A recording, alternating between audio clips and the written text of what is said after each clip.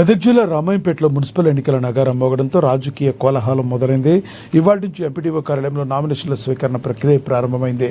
అభ్యర్థులకు ఎలాంటి ఇబ్బందులు కలగకుండా అధికారులు హెల్ప్ డెస్క్లను ఏర్పాటు చేశారు. ఎంఆర్ఓ రజనీ కుమారి స్వయంగా ఏర్పాట్లను పరిశీలించి నామినేషన్ల ప్రక్రియ సజావుగా సాగేలా చర్యలు తీసుకుంటున్నారు. శుక్రవారం సాయంత్రం వరకు ఈ ప్రక్రియ కొనసాగుతుంది.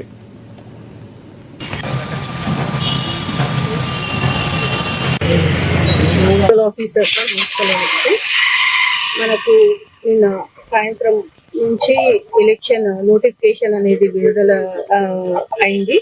దాంట్లో భాగంగా మనకు 164 BNS అమల్లోకి ఉంటుంది.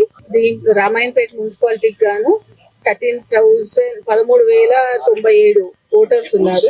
12 వార్డులు జరిగింది నామినేషన్ ఫామ్స్ తీసుకునడానికి. అండ్ ఈ నామినేషన్ ప్రాసెస్ లో భాగంగా 3 రోజులు నామినేషన్ ప్రాసెస్ ఉంటుంది ఇవాళ నుంచి.